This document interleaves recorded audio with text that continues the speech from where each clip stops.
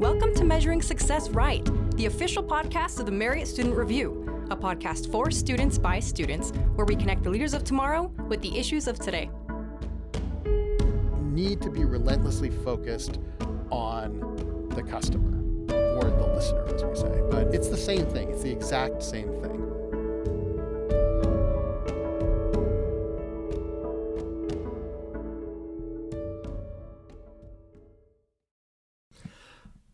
Hello and welcome to Measuring Success Right. I am today's host, Grant Frazier, and I am so excited to introduce today's interview with Robert Smith. We had a fantastic discussion about his upbringing in Utah, about his long career in public radio, and about how starting a podcast is just like starting any other business. So without further ado, here's the interview.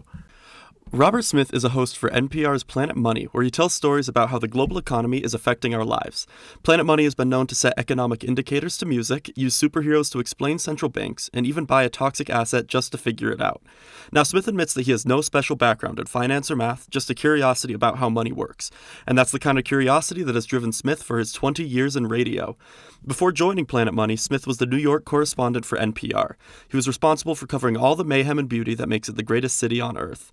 Smith reported on the rebuilding of Ground Zero, the stunning landing of U.S. Air Flight 1549 in the Hudson River, and the dysfunctional world of New York City politics.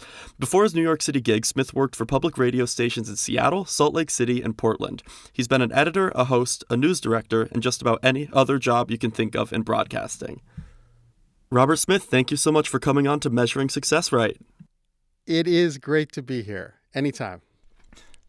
Honestly, I am such a big fan of Planet Money that this is just incredibly exciting to me. You're like my Beyonce, so this is a big deal. So honestly, we're just so glad to have you. Well, if everyone could see me, I am dancing. So that's the Beyonce part, yeah. It's true, everyone. He is. He's been doing it the whole time. So just to get us started today, I wanted to talk about something that I think our listeners will find interesting, which is that you grew up in Utah yourself, didn't you? I am a Utahn. I consider myself. I wasn't born there, but I went to high school in Park City and, in fact, started in radio at KPCW in Park City, a radio station so small that we would do like lost dog reports and lost and found items halfway through the hour. Lost dog reports. Were those helpful? Did people find their dogs from those reports? Yeah, oh, absolutely. Back when I was growing up and I was there in high school, there weren't that many radio stations that got over the hill. Mm-hmm. So everyone was listening to KPCW. I was a disc jockey, by the way, back then. I wasn't actually reporting. And one of the things the station offered is, well, we found this dog, or we have this item, or so-and-so on Main Street, found a wallet. And people would actually listen and find their lost items. That's service journalism. That's journalism. Helping the people. I love that. So yeah, that was it's been something downhill since then. I wanted to ask you about that you worked for KPCW Park City, and it seems like you were younger when you did that. Was that the start of you realizing you wanted to be a journalist? Was it something you just did as a fun summer job, or what was the mindset going into working for KPCW? Oh, it was just a fun gig, and it was a volunteer radio station. So whatever, I had my 3 hours a week shift. And then when I went to college in Portland, Oregon, to Reed College, they had the world's tiniest radio station, which you could barely hear on the edge of campus, like 2 blocks away. And I did a night show there as a DJ. And so I enjoyed like the radio technology and the performance, but I wasn't really thinking journalism. I was a science major. And it was only after I graduated and I was applying to grad school, as one does when you have a science major, and I was just looking for a volunteer opportunity in Portland. And I walked in, said, I'd like to volunteer. And they said, well, you should work in the newsroom. And the newsroom gave me a microphone and a cassette recorder at the time and set me out to cover a story. And that's when the journalism thing really clicked. I hadn't written for a paper. I hadn't studied journalism at all. But this combination of the technology and the performance, which I was doing as a DJ, and the kind of gathering of information, which I was doing as a scientist, it really clicked. And the people were fun, and it was exciting, and I just got to ask stupid questions all day long, which was delightful. And that was it. That started the career.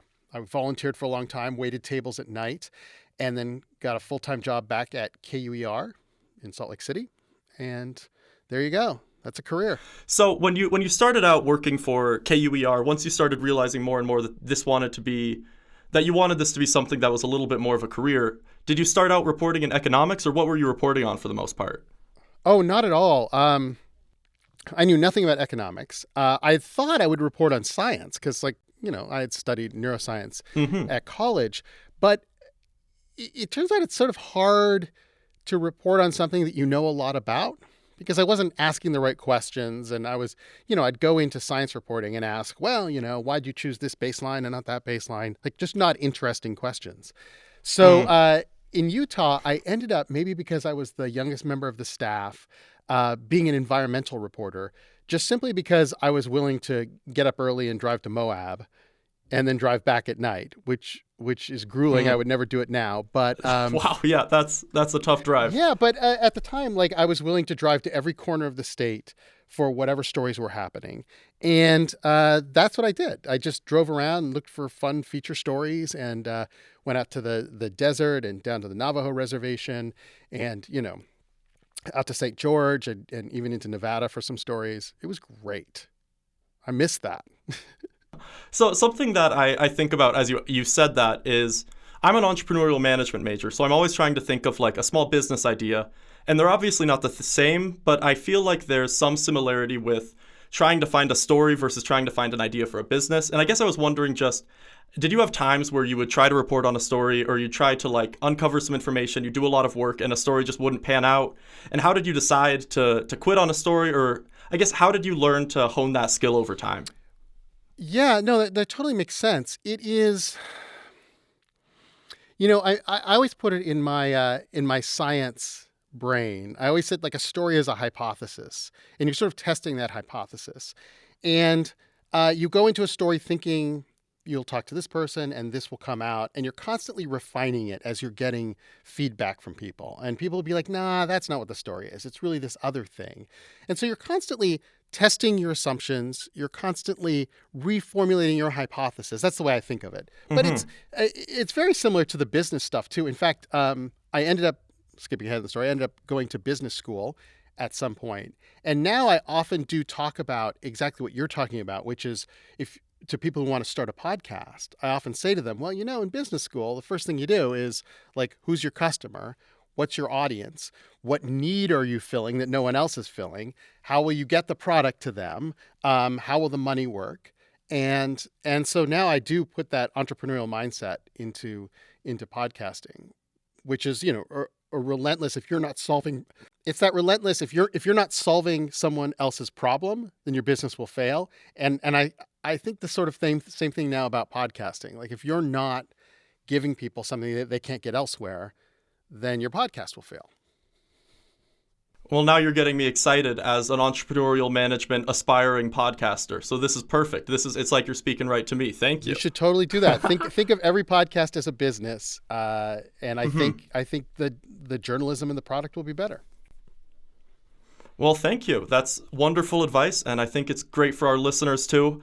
Okay, so I wanted to ask you about how you came to Planet Money then. So you just mentioned that you went to business school. Was that before you came to Planet Money, or was that after, something you realized you needed to learn before you did it? So it was after. And the way the story went is that after covering the environment and politics too in Utah, I got a job in Seattle, Washington, and went there and ended up covering transportation and politics there. I moved into covering education, and then I got hired at NPR as an education reporter, moved to New York as a general assignment reporter, and then Planet Money was starting in the New York bureau. So that was my first inkling that I may be interested in business, just because the people starting it were, 10 feet away, and they looked like they were having fun. So I moved over there, and I was a host reporter for Planet Money for a long time before I went to business school. There was a fellowship called the Knight Bagehot Fellowship, which allows journalists to go to business school for a year. And I got that fellowship and went and actually learned how to do the math part of the things I've been covering for a long time. So it was good. So I'm maybe not a novice anymore, but I still try to pretend like I'm a novice. And I think that's really interesting, and it's really helpful for me as a listener of that show, because I have always loved economics, or the idea of economics, but then I got into college and I had to take Econ 101, and I realized it's a lot more math. But Planet Money makes it just really exciting and interesting. And I wonder how you're able to do that. How do you approach an episode trying to make a podcast that's so accessible to people who aren't usually interested in business? Well, a lot of members of the staff don't have a background in business and economics, and some of them don't even really care that much about business and economics. So it's good to have a hard audience. You know, it's not as if we're all wanting to jump on and do the stock report this morning because we're just so excited about, you know, what Tesla's doing. There's just a lot of people on the staff who say, well, boring, not interested. And having that critical side of your brain and being able to like articulate that you don't like something ends up being a really valuable part of this job. Jacob Goldstein, who's one of my co-hosts, he always says that like we have such short attention spans, those of us in radio, and that's our gift. That's our superpower, because when somebody starts blabbering on, I get bored easily. And I try to liven it up or ask a different question or go at it from a different angle. You know, if you're one of these people who could listen to like 7 hours of someone talking, you're probably not going to be a good podcaster, you know? Yeah, no, absolutely. So hopefully I get bored more easily than all of the listeners, and I'm acting as a filter for them and just being like, nope, that's not a good cut of tape. Nope, that's bad writing. Everyone knows this part. Let's just skip this, take it out. Okay, well, that's very helpful. Thank you. All right, so if I understand, you've been reporting in radio for the last 30 years. So you've been around for a really interesting period in radio where radio was kind of a standard thing for everybody. And then it started to decline a little bit with the rise of the smartphone, people listening to music on their phone more, less tuning into the radio. And then just, especially last year, this huge boom in podcasting. And so I just kind of wanted to hear a little bit about what that experience was like. Did you ever fear about the future of radio and wonder, oh man, I got to choose a different career? And what was it like when podcasting came about? Just what was your experience with all of that? Sure. I definitely did the math. There was a point about 10 years ago where I was thinking, well, public radio and radio reporting is dying. And so I literally sat down and did the math and went, well, how many years do I have to retirement? And I figured I could still do this career until I retire. But when I would go to talk to journalism schools, I was like, well, I don't know if radio's gonna be around, because the public radio audience, you know, I come from public radio, was getting older and older, and you know, at some point, they're not going to be able to get up in the morning and turn on the radio, and so I thought that would be the death of radio, and so having podcasting come along, and more importantly, the audience just is so much younger. I think the audience for NPR is probably around average age of 52, let's just say. Whereas the podcasting audience, the median age is in the 30s. So that's like a whole new world and a new generation who likes the audio stuff. And so now, of course, I tell every journalism student I see, like, you got to get into audio. Audio is still expanding. Newspapers are struggling, but audio is great. There are more jobs than there are people we can find for these jobs. So I think it's livened up the whole profession. Now, we don't know where it's going. It may move away from journalism into more celebrity and fiction and, you know, roundtables and comedians. We have seen kind of a rise in that in the last few years, haven't we? You know, like yeah. At first, I think those of us in public radio kind of owned podcasting because, you know, we were some of the few radio reporters left. But as it became more and more popular, you know, there's entire shows and networks, if you can call it that, in podcasting where nobody there's ever worked in a newsroom. Nobody has journalism experience. You know, they're just doing what they think sounds great, and that's good too. But I don't know right now. I think podcasting will remain huge. I think audio will remain huge. Whether in 10 years, what I do, which is, you know, journalism, interviewing people I don't know, taking a microphone and leaving the studio and visiting someplace, I don't know if that's still going to be around. It's still expensive, but They may just all be comedians talking about dead bodies. That's definitely a lot of what's saturating the space right now, I think.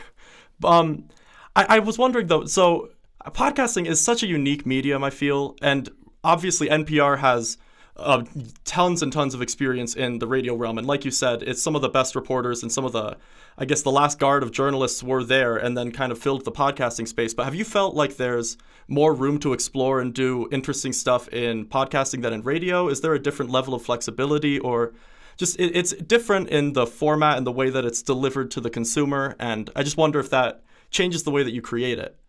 Yes. I mean, in radio, everybody has to listen to the same thing. So all the stories are short, 3 to 4 minutes, and getting shorter even on public radio. So obviously having different podcasts allows you to go longer, although you shouldn't go too long, but to go longer, to put more resources into it.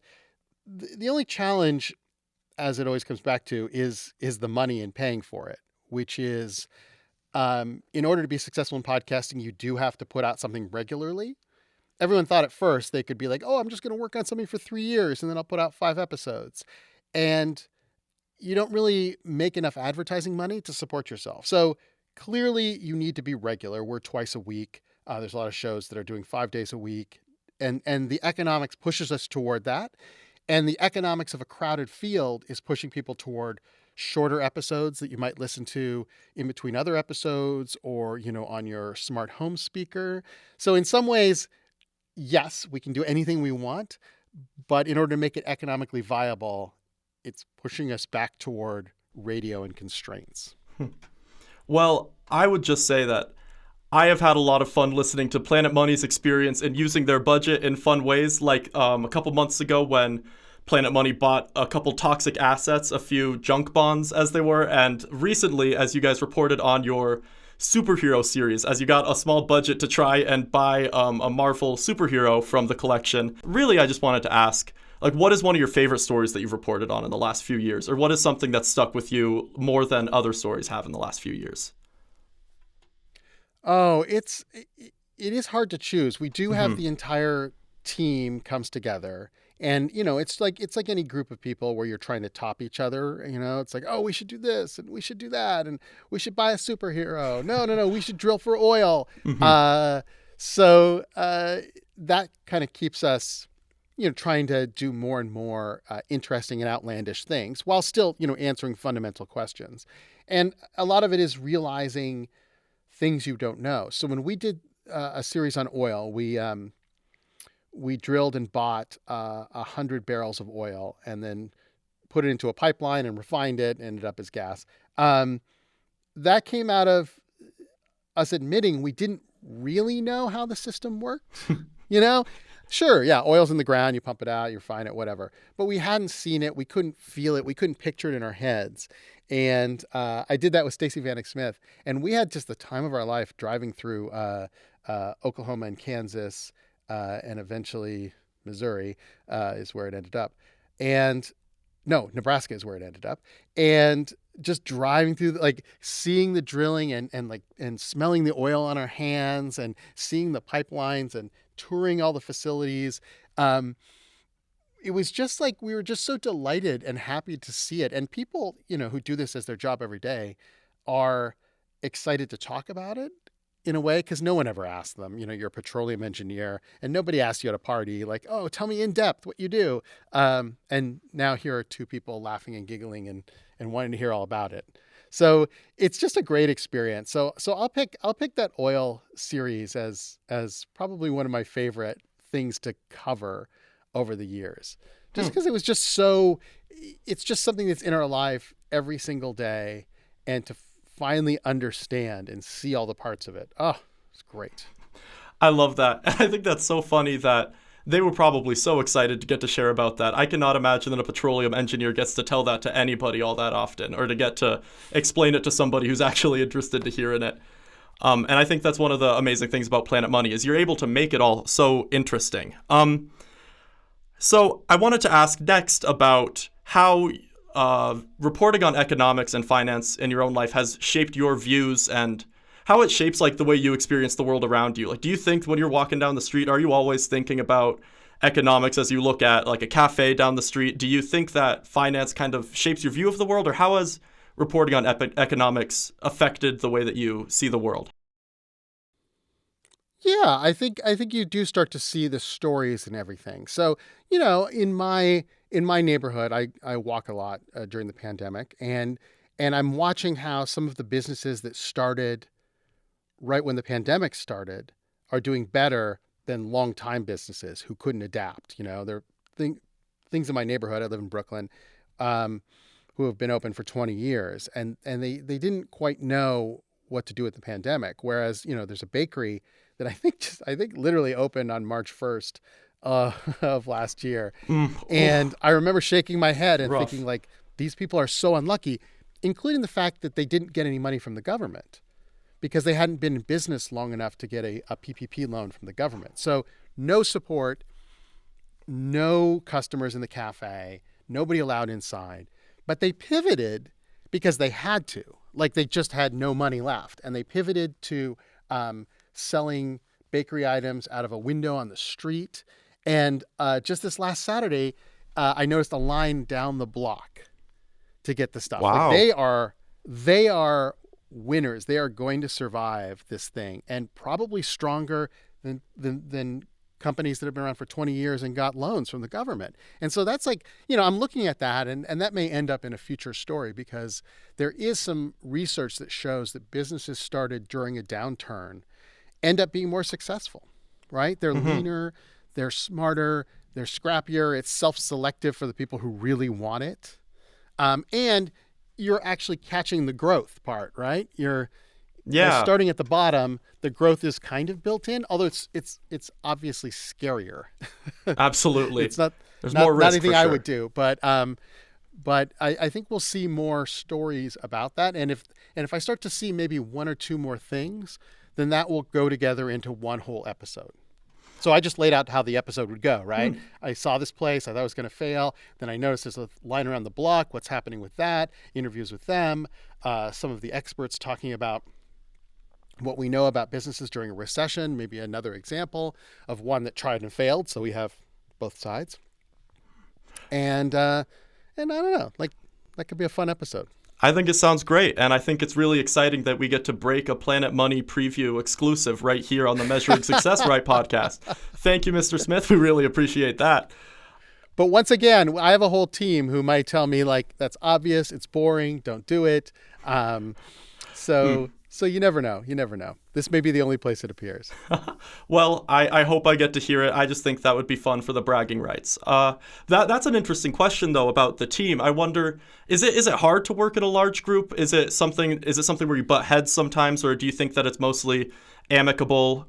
Is it tough to sometimes have a vision of a baby of a story that you really want to nurture and see be fully fleshed out, and then you can't do it because of the team or something? Is that something that ever happens? Oh, yeah. It's heartbreaking. I see the sadness in your face. And we argue a lot. And but I miss them because I don't see them anymore. We used to all argue in one room, and now we argue over Zoom. But yeah, there's a lot of that where someone's just like, I don't think it's a story, or we already did that, or I don't think it's going to work for this, and this reason. And you get upset, and you're just like, but they don't understand. It's awesome. But they're probably right because they can see it from the outside. I've been thinking about, this bakery because I walk by it every day, and, it's in my neighborhood and I'm invested in it. But, one of my co-hosts in Los Angeles might just be like, who cares? Like, who cares? Like a Brooklyn bakery, boring. So because we want our listeners to come from all over, I need someone to tell me when, like, a story is too Brooklyn or, too simple or too obvious. That makes sense, and I think there's a good parallel there to entrepreneurial management, which is something that we're taught often, is that when we come up with an idea ourselves, we often can struggle to accept that it has faults, or if somebody else tells us, no, you have a bad idea, we just sometimes don't want to hear it, and it can lead to a lot of pain down the line if you're not able to kind of accept that feedback earlier. True. And try and find ways to pivot or just give it up entirely. True. And I think, I learned this in business school, that your friends will lie to you and your family will lie to you. and we'll say, "Oh no, that's a great idea. It's so special," and they're just being nice. You have to find people in your life who are honest, and you have to go to the customers who don't care about you and your story, who don't care where you live. They're the ones that are going to turn off the podcast or not buy your product, and they don't give it a second thought. You know, they're not polite people. The audience is not polite.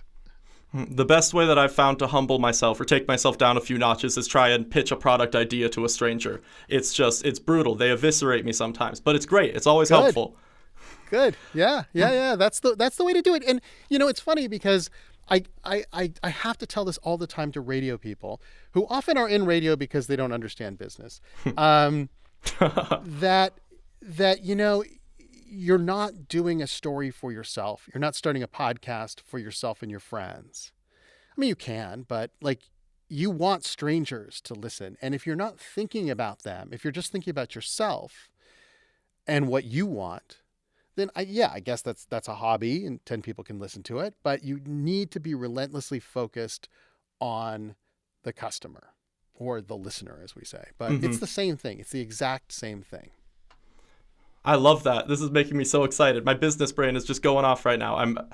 Thank you so much for that. So I think that this is a great place for us to come to a close a little bit. I've had so much fun being here with you today, Robert. But before we go, I wanted to ask you the question that we use to close every interview, which is, what does success mean to you, and how do you measure success in your own life? It's a big one.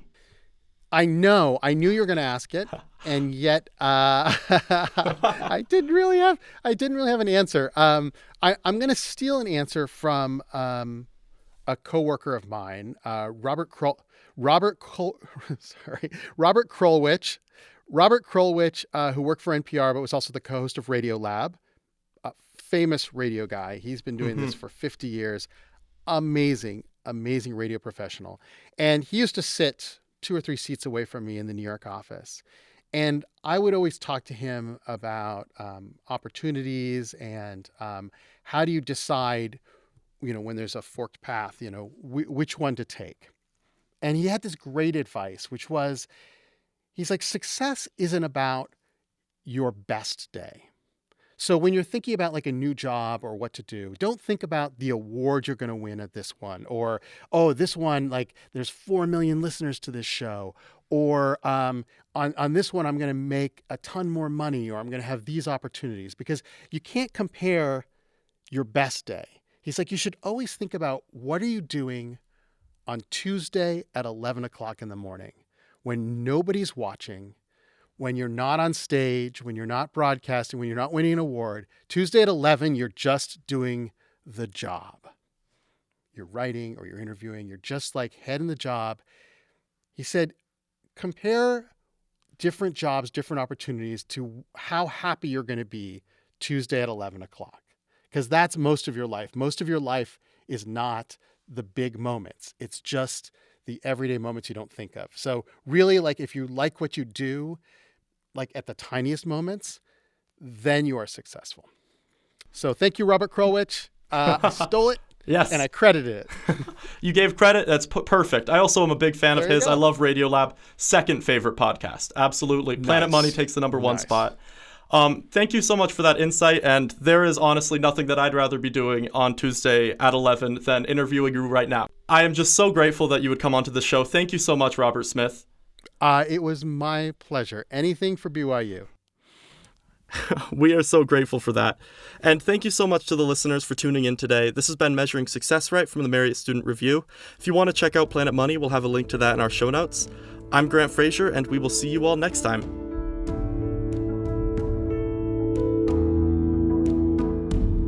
Make sure you subscribe to our podcasts on Apple Podcasts, Spotify, Google Play, or SoundCloud so you never miss an episode. Be a friend and tell a friend about Measuring Success Right.